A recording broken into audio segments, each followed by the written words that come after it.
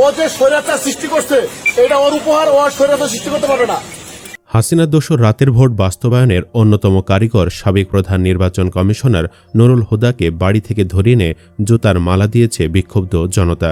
জানলে অবাক হবেন, 2014 সালে একতরফা নির্বাচনের পর 2018 সালের একাদশ জাতীয় সংসদ নির্বাচন হয় মাঝরাতে। ওই নির্বাচনে বিএনপি অংশ নিলেও ভোটের আগের রাতেই আওয়ামী লীগের পক্ষে ব্যালট বাক্স ভরে ফেলা হয়। ফলাফলও হয় একতরফা। নির্বাচনে 299টি আসনের মধ্যে আওয়ামী লীগ নেতৃত্বাধীন মহাজোট পায় 288টি আসন। অপরদিকে বিএনপি নেতৃত্বাধীন জাতীয় ঐক্য ফ্রন্ট পায় মাত্র 8টি আসন। তখনকার KM নুরুল হুদা কমিশন বিষয়টি জানার পরও ব্যবস্থা নেয়নি, উল্টো ধামাচাপা দেয়। ওই কমিশনের সিইসি KM নুরুল হুদার শেষ পর্যন্ত জনতার আদালতে বিচার হলো। আরও জানলে অবাক হবেন, তিনি দুর্নীতিবাজ এবং হাসিনার গোলাম হলেও বিভিন্ন সময়ে জিয়ার প্রশংসা করতেন। হাসিনার এজেন্ট হয়েও কেন জিয়ার প্রশংসা করতেন? এছাড়াও নুরুল হুদার সমস্ত অপকর্ম সম্পর্কে বিস্তারিত জানতে ভিডিওটি না টেনে শেষ পর্যন্ত দেখতে থাকুন।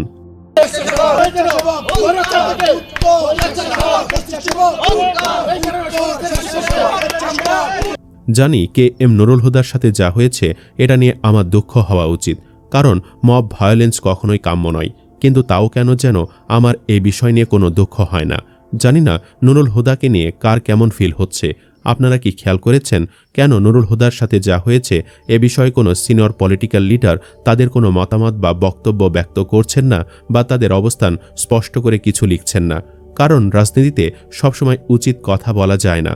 তবে সকল সিনিয়র নেতাদের নীরবতা বলে দিচ্ছে KM নুরুল হুদার প্রতি তাদের কত বেশি ক্ষোভ ও ঘৃণা জমে আছে।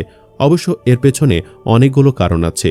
নুরুল হুদা যখন সিইসি ছিলেন তখন তিনি অনেকগুলো অপরাধ, অনিয়ম ও অপকর্মের সাথে লিপ্ত ছিলেন। তিনি রাষ্ট্রের অতি গুরুত্বপূর্ণ ও সাংবিধানিক দায়িত্বে থাকা অবস্থায় যা যা করেছেন তা বাংলাদেশের ইতিহাসে আর কোনো প্রধান নির্বাচন কমিশনার করতে পারেননি। এক কথায় তিনি ছিলেন একজন মোনাফেক, যাকে দিয়ে শেখ হাসিনা তার ডিসিপশন প্ল্যান বাস্তবায়ন করেছিলেন। যেমন ধরুন, যখনই বিএনপি নেতারা বা অন্যান্য দলের নেতারা তার অফিসে যেতেন তখন তিনি জিয়াউর রহমানকে নিয়ে অনেক প্রশংসা করতেন। একবার নুরুল হুদা বলেছিলেন, শহীদ প্রেসিডেন্ট জিয়াউর রহমান বহুদলীয় গণতন্ত্রের পুনঃপ্রবক্তা। এমনকি একদিন ব্যারিস্টার আন্দালিব রহমান পার্থ যখন তার অফিসে গেলেন তখন তিনি অনেক লম্বা সময় নিয়ে ব্যারিস্টার পার্থর বাবা নাজিউর রহমান মঞ্জুকে নিয়ে অনেক প্রশংসা করলেন। কিন্তু তিনি কেন প্রশংসা করতেন তা কি জানেন? কারণ তিনি চেয়েছিলেন ব্যারিস্টার পার্থসহ বিএনপি এবং অন্য সকল বিরোধী দলের নেতাদের মধ্যে একটা বিশ্বাস স্থাপন করতে যে তিনি নিরপেক্ষ। আপনি যেমনটা নন তা লোককে দেখানো মানে হচ্ছে আপনি একজন মোনাফেক বা হিপোক্রেট। আমার দৃষ্টিতে এটা যে কোনো অপরাধের চেয়ে বেশি, কারণ এটার কারণে মানুষ আপনার কাছ থেকে প্রতিনিয়ত ধোঁকা খাচ্ছে।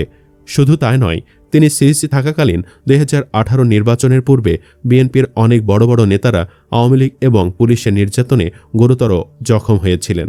তার মধ্যে উল্লেখযোগ্য ছিল শহীদউদ্দিন অ্যানি চৌধুরীর কলারবোন ভেঙে দিয়েছিল, টুকুর স্ত্রী গুলিবিদ্ধ হয়েছিলেন, বকুলের পা ভেঙে দিয়েছিল। তারপরে মির্জা আব্বাস, আফরোজা আব্বাস ও গয়েশ্বর বাবুসহ অনেকেই মারাত্মক আহত হয়েছিলেন এবং তাদেরকে শারীরিকভাবে নির্যাতন করা হয়েছিল।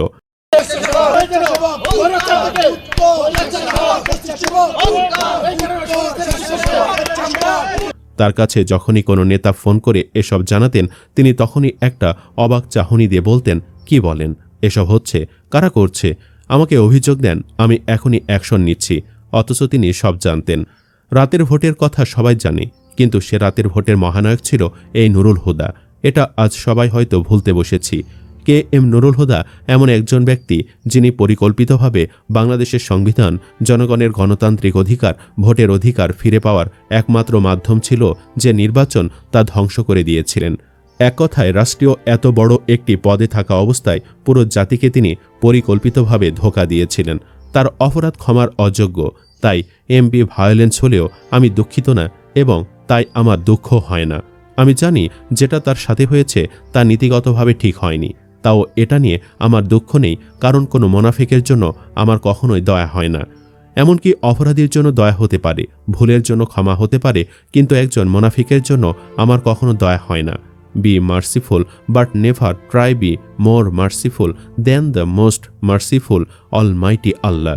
বর্তমান সরকার এই কুলাঙ্গারকে কেন গ্রেফতার করেনি সেটা ভেবেই অবাক হচ্ছে অনেকেই। গ্রেফতার করলে তো আর MB ভায়োলেন্স হতো না। উল্লেখ্য, জনগণের হাতে ধরা পড়ার আগে CEC K M Nurul Huda Uttara ৫ নম্বর সেক্টরে তার নিজ বাসায় থাকতেন। পাপের টাকায় গড়া সাম্রাজ্যের অর্থ দিয়ে আরামে ছিলেন নুরুল হুদা। তার সন্তানরা বিদেশে থাকেন। বাড়িতে বই লিখে সময় কাটছিল তার। ইতোমধ্যে নির্বাচন ব্যবস্থা নিয়ে তার একটি বই বের হয়েছে, আরেকটি বই লিখছেন। কদিন আগে জানতে চাইলে কে এম নুরুল হুদা দেশের একটি গণমাধ্যমকে বলেন, আলহামদুলিল্লাহ ভালো আছি। ওই কমিশনে নির্বাচন কমিশনার মোহাম্মদ রফিকুল ইসলাম রাজধানী কলাবাগান লেক সার্কাসে নিজ বাসায় নিঃসঙ্গ জীবনযাপন করছেন।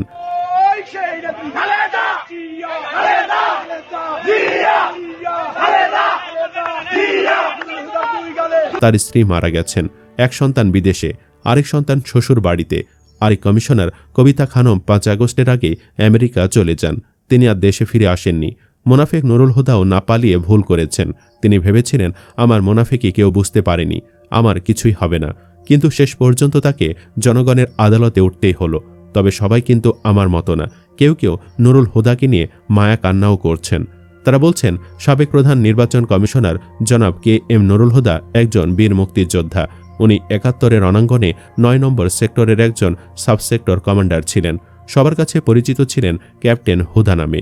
অনেকগুলো যুদ্ধে উনি পাকিস্তানি হানাদারদের বিরুদ্ধে সরাসরি অংশগ্রহণ করেছেন। সম্মুখ সারিতে বসে যুদ্ধ করেছেন।